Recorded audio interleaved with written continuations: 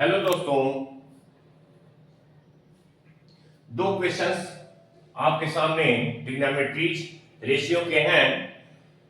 मैंने आपको बताया था ट्रिग्नोमेट्रीज रेशियो के किस तरीके से क्वेश्चंस को चुटकियों में सॉल्व किया जा सकता है। आइए दो क्वेश्चंस को हम सॉल्व करने का इजी मेथड देखते हैं।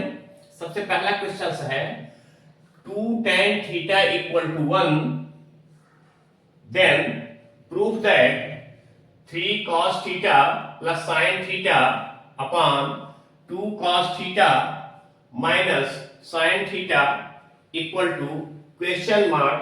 अर्थात इसको सॉल्व करने पे लास्ट रिजल्ट क्या होगा वही आपको फाइंड करना है। तो इसको दो तरीके से सॉल्व किया जा सकता है, या यहां पे tan की वैल्यू दी गई है तो tan की वैल्यू से हम sin और cos की वैल्यू निकाल सकते हैं, और sin और cos की वैल्यू पुटअप करके हम इसका रिजल्ट फाइंड आउट कर सकते हैं। पहला मेथड। दूसरा मेथड कि इसी क्वेश्चंस को हम tan में चेंज करना है। किसमें चेंज करना है? tan में चेंज करके वैल्यू को पुटअप करके हम इसको सॉल्व कर सकते हैं। देखते हैं, आइए सबसे पहले लिखते हैं इसमें हम 2 tan theta equal to 1, tan theta equal to 1/2। क्या हो गया? tan theta equal to 1/2। अब क्या करना होगा? सबसे पहले इसमें हमको, मैंने कल बताया था, इसमें राइट एंगल ट्रायंगल बनेगा, क्योंकि ट्रिग्नोमेट्रीज रेशियो के सारे क्वेश्चन जो है राइट एंगल ट्रायंगल पे डिपेंड होते हैं। यहां पे आपको बताना है थीटा। मैंने आपको पिछले वीडियो में बताया था इस टाइप के क्वेश्चंस को सॉल्व करने के लिए क्या लिखते हैं आसानी से, A B A H H B. क्या लिखते हैं? A B A H H B. अब यहां पे क्या है? tan लिखा हुआ है। tan इक्वल टू क्या होता है? tan लास्ट है एल्टीट्यूड अपॉन बेस, यानी ये 1 हो गया और ये क्या हो गया आपका 2 हो गया। तो पाइथागोरस थ्योरम से हम फाइंड आउट करेंगे तो ये आपका आएगा √3 आएगा। कितना आएगा? √3 आएगा। अब हमारे पास एल्टीट्यूड, हाइपो और बेस का वैल्यू फाइंड आउट हो चुका है। अब हमको साइन की वैल्यू फाइंड आउट करना होगा। तो साइन इक्वल टू क्या होगा? Sine theta equal to altitude upon hypo A upon H equal to 1/√3। ये क्लियर हो गया? दूसरा क्या होगा? cos की वैल्यू दी गई है, तो cos theta equal to b upon H. cos का दूसरा है b अपॉन एच, अर्थात बेस अपॉन हाइपो, तो 2/√3। अब आपको यहां पे कितने क्वेश्चन दिए गए हैं? साइन और cos, साइन और cos। बस साइन और cos की वैल्यू हमको मिल चुकी है। अब यही वैल्यू पुटअप करके हम इसकी वैल्यू फाइंड आउट कर सकते हैं। तो आइए देखते हैं क्या लिखा हुआ है यहां पे 3। यहां से डायरेक्ट इसमें हम वैल्यू पुटअप कर रहे हैं। क्या है यहां पे? 3 cos की वैल्यू कितनी है? मल्टीप्लाई 2/√3 प्लस साइन की वैल्यू कितनी है? 1/√3 अपॉन, यहां पे क्या है? 2 मल्टीप्लाई cos की वैल्यू कितनी है? 2/√3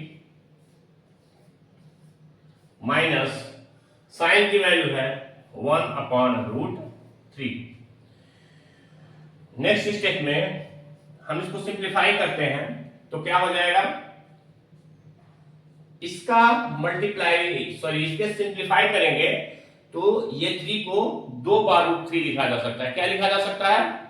2 बार √3 लिखा जा सकता है। इसको जब हम सिंप्लीफाई करेंगे इसके साथ तो ये कितना हो जाएगा? 2√3 2 इसको जब सिंप्लीफाई करेंगे तो यहाँ पे √3 आएगा और 2 यहाँ पर है तो 2√3 प्लस 1/√3 यहां पर क्या होगा? यहां पर इस टाइप का कुछ भी नहीं होगा क्योंकि यहां पर 3 तो है ही नहीं, इसके साथ सिंप्लीफाई नहीं हो सकता है ये। तो यहां पे क्या होगा हमको देखना होगा सबसे पहले कि ये 2 मल्टीप्लाई 2 है तो ये कितना हो जाएगा? 4 हो जाएगा। कितना हो जाएगा? 4 हो जाएगा। 4/√3 ये माइनस 1/√3 डिनोमिनेटर इक्वल है तो न्यूमरेटर को हम माइनस कर देंगे तो 4 में से 1 माइनस होगा, कितना होगा? 3 होगा। तो 3 - 1 4 - 1 3 3/√3 3/√3 मींस √3 आएगा। कितना आएगा? √3 आएगा। और अगले स्टेप में जब इसका सिंप्लीफाई इसके साथ हम करेंगे तो इसका सिंप्लीफाई जब इसके साथ ऐड मल्टीप्लाई करेंगे तो कितना हो जाएगा? 3 × 3 कितना होगा? 3√3 मल्टीप्लाई √3 ये 6 हो जाएगा और ये 1 ऐड कर लेंगे तो कितना हो जाएगा? 7/√3/√3 equal to 7/√3 multiply √3 equal to 7/√3 that is answer. ठीक, ये आपका ये क्वेश्चन जो है अर्थात ये 3 cos theta plus sin theta upon 2 cos theta minus sin theta equal to क्या होगा?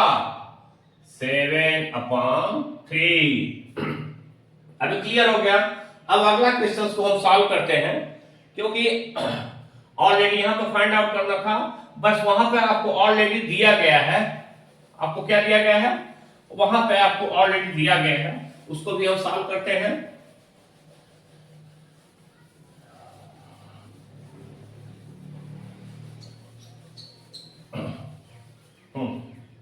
अब इसको कैसे सॉल्व करते हैं? यहां पे दिया गया है कि 4 cot थीटा इक्वल टू 3 तो cot थीटा इक्वल टू कितना हो जाएगा भाई? 3/4 हो जाएगा। फिर हमको राइट एंगल ट्रायंगल बनाना पड़ेगा। यहां पे ये आपका थीटा जो पहले वीडियो में बताए गए थे कि एंगल को इंडिकेट करने के लिए थीटा वेरिएबल का यूज करते हैं हम। तो cot थीटा बराबर क्या होता है? बेस अपॉन एल्टीट्यूड यानी ये आपका 3 होगा और ये आपका 4 होगा। tan का जस्ट अपोजिट होता है। tan में एल्टीट्यूड अपॉन बेस और ये बेस अपॉन एल्टीट्यूड होता है अर्थात ये न्यूमरेटर में बेस होगा 3 होगा और ये एल्टीट्यूड जो होगा वो 4 होगा। पाइथागोरस थ्योरम से जब इसको हम सॉल्व करते हैं तो 4 4 जा 16 और 3 3 जा 9 दोनों को ऐड करने पे 25 होगा। जब इसका हम रूट निकालेंगे तो वह 5 होगा यानी h इक्वल टू कितना हो गया? 5 हो गया, b इक्वल टू 3 हो गया और a इक्वल टू आपका 4 हो गया। क्लियर हो गया? अब हमको क्या करना है? बस 2 चीज की वैल्यू निकालनी है। क्या निकालनी है? साइन और कास की। किसकी वैल्यू निकालनी है? साइन और कास की। जो पहले क्वेश्चन में मैंने बताया था आपको, तो साइन की वैल्यू क्या हो जाएगी? Sine theta equal to altitude upon hypo यानी 4/5।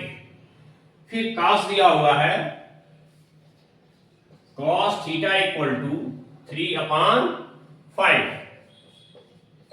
3/5 ये दोनों वैल्यू हमको मिल गए। अब हमको क्या करना है? कह रहा है कि सो दैट क्वेश्चन इस क्या कह रहा है कि so that sin theta plus cos theta upon sin theta minus cos theta equal to 7। Question को हम लिखते हैं sin theta plus cos theta upon sin theta minus cos theta. अब क्या करेंगे हम, यहां पे वैल्यू पुटअप करेंगे। वैल्यू पुटअप करेंगे, क्या हो गया भाई, ये 4/5 प्लस कॉस की वैल्यू कितनी है 3/5 अपॉन, बस यही वैल्यू लिखना है, केवल माइनस प्लस की जगह पर आएगा 3/5। नेक्स्ट स्टेप, डिनोमिनेटर इक्वल है, न्यूमरेटर को ऐड कर देंगे हम। तो न्यूमरेटर को ऐड करने पे क्या होगा, 4 + 3 7/5, क्या होगा 7/5। और यहाँ पे दोनों फ्रैक्शन के बीच में माइनस का साइन होगा और इसलिए यह माइनस होगा, और डिनोमिनेटर दोनों का इक्वल 5 है, इसलिए न्यूमरेटर को डायरेक्ट हम सबट्रैक्ट करके डिनोमिनेटर को लिख देंगे। तो 4 - 3 अर्थात 1/5 होगा। आपको ये रूल मालूम होगा, फ्रैक्शन के जो नीचे फ्रैक्शन होता है, फ्रैक्शन को यानी बेस में जो फ्रैक्शन होता है उसको क्या कर लेते हैं, सिंप्लीफाई के लिए उसका रेसिप्रोकल कर लेते हैं, अर्थात 7/5 × 5/1, इसको हम डायगोनली सिंप्लीफाई करेंगे equal to 7/1 equal to 7। That's the answer.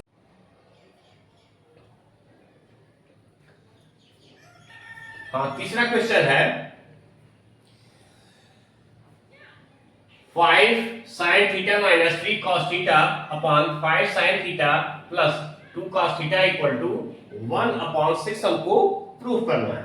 इसके लिए क्या करना होगा हमको, यहां पे क्या करना होगा, हमको पाइथागोरस थ्योरम ना लगा करके एक ट्रिक लगाना होगा। ट्रिक क्या होगा वो, इस क्वेश्चन में हमको cos से डिवीजन करना होगा। क्या करना होगा, cos से डिवीजन।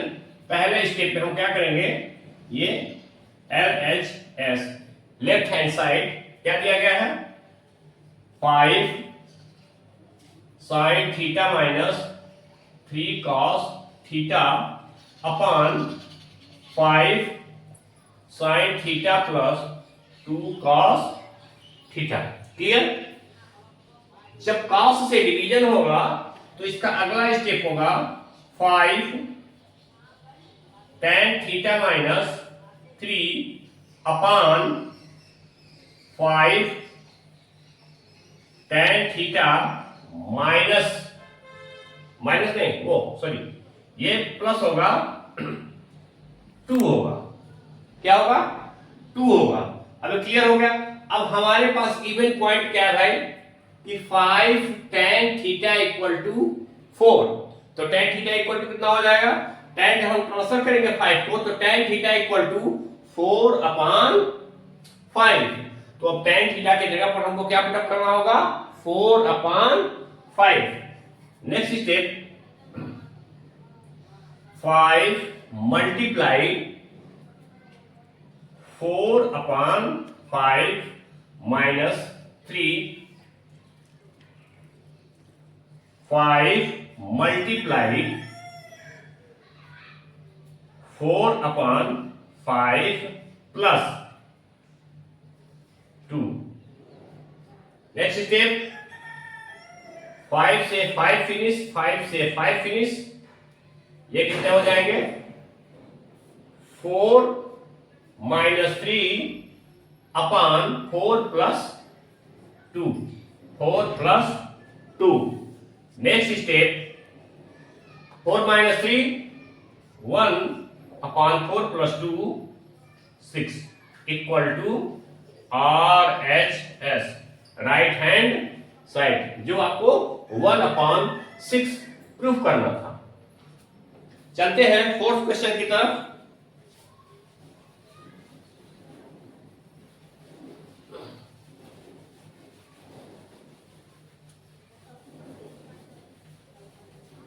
फोर्थ क्वेश्चन में दिया गया है, क्या दिया गया है आपके पास, sec थीटा इक्वल टू 13/5। अब यहां पे ये साइन और cos से sec थीटा नहीं हो सकता, इसके लिए क्या करना होगा, हमको फिर वही राइट एंगल ट्रायंगल का कंस्ट्रक्शन करना होगा। क्या करना होगा, राइट एंगल ट्रायंगल का कंस्ट्रक्शन करना होगा। राइट एंगल ट्रायंगल का कंस्ट्रक्शन हो गया, आपको यहाँ क्या लिखना होगा, थीटा।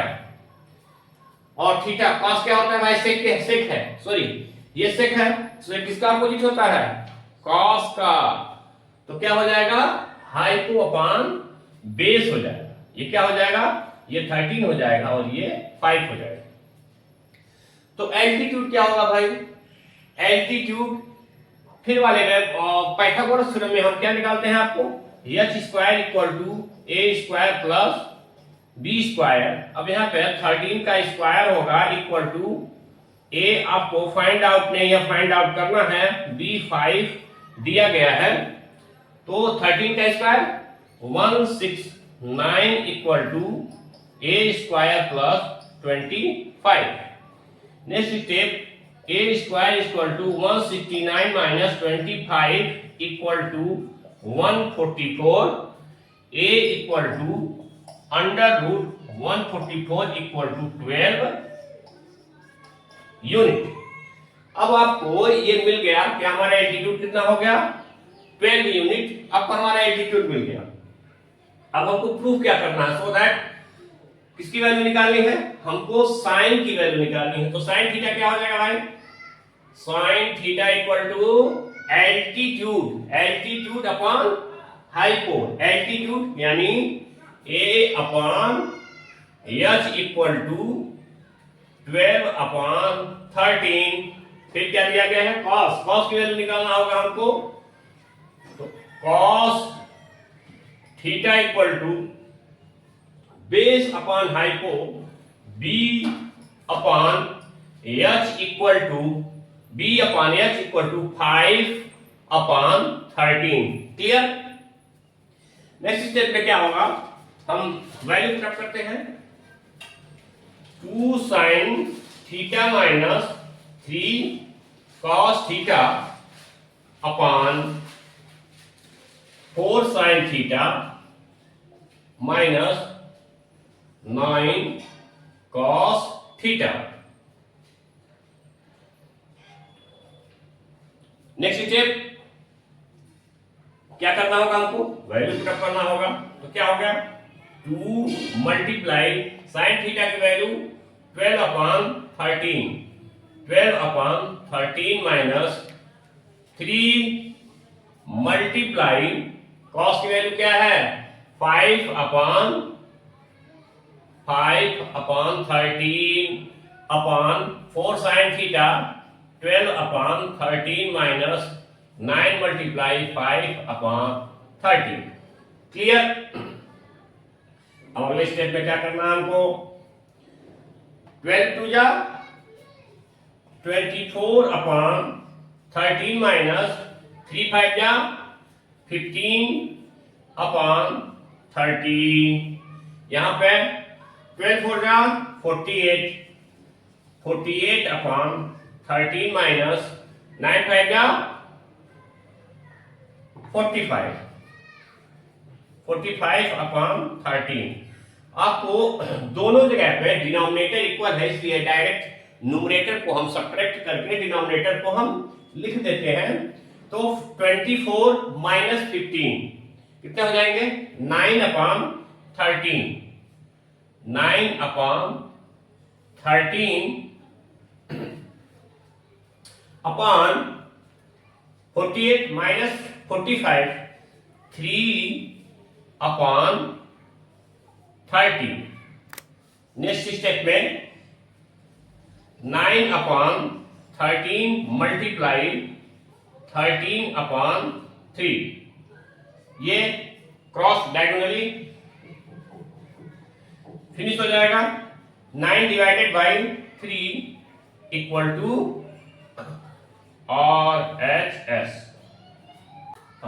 ये फिफ्थ क्वेश्चन है कि sine theta equal to m upon under root m square plus n square, then prove that m sine theta plus n cos theta equal to under root m square plus n square. इसके लिए क्या करना होगा, हमको दो तरीके से prove कर सकते हैं, या तो हम ट्रिग्नोमेट्री रेशियो का फार्मूला लगाना, दूसरा मेथड होगा हमको एक ट्रिग्नोमेट्री का आइडेंटिटी लगाना होगा। ट्रिग्नोमेट्री की सबसे पहले आइडेंटिटी जो सब लोग प्राय जानते हैं कि sine square theta plus cos square theta equal to 1। इसके हेल्प से इस क्वेश्चन को हम सॉल्व कर सकते हैं, क्योंकि साइन की वैल्यू जो है वो यहाँ पर दी गई है और कॉस की वैल्यू हमको निकालना होगा। तो इसके कैसे निकलेगा? साइन की वैल्यू जब दी गई है तो ये साइन है और यहाँ पर साइन स्क्वायर दिया गया, तो क्या कर लेंगे हम? स्क्वायर कर लेंगे। तो ये क्या होगा? M upon root m square plus n square to the power 2 plus cos square theta equal to 1। हम इसका स्क्वायर करेंगे तो नेक्स्ट स्टेप इंप्लाई दैट ये क्या होगा? M square upon m square plus n square plus cos square theta equal to 1। ठीक, अगले step में जब हम ट्रांसफर करते हैं तो क्या होगा? Cos square theta equal to 1 minus m square n square. Clear हो गया? अब हम क्या करेंगे? इसको हम मल्टीप्लाई करके या माइनस करके इसको इसमें मल्टीप्लाई इसमें करेंगे, फिर इसको माइनस करते हैं तो क्या हो जाएगा? M square plus n square minus m square upon m square plus n square. Clear हो गया? ठीक, अब क्या होगा? ये यम स्क्वायर से यम स्क्वायर फिनिश हो जाएगा, तो अगला स्टेप क्या बचेगा? N square upon m square plus n square. अब ये cos square theta equal to n square upon m square plus n square, तो कॉस इक्वल टू कितना हो जाएगा? Cos theta equal to n upon root m square plus n square. अब हमारे पास दो चीजों की वैल्यू निकल गई। साइन की वैल्यू यहां पर दे दी गई है, कॉस की वैल्यू यहां पर दे दी गई है। तो अगले स्टेप में हम पुटअप करते हैं। Putting the value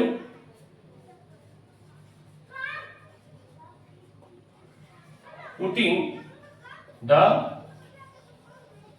value putting the value जब वैल्यू पुटअप करते हैं तो क्या होता है? देखिए ध्यान से,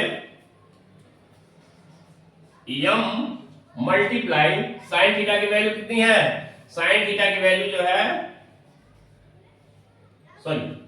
यम upon root m square plus n square plus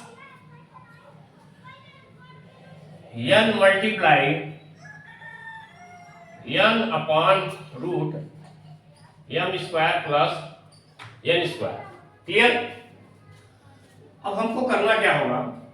ये मल्टीप्लाई हो जाएगा। क्या हो जाएगा? ये मल्टीप्लाई हो जाएगा।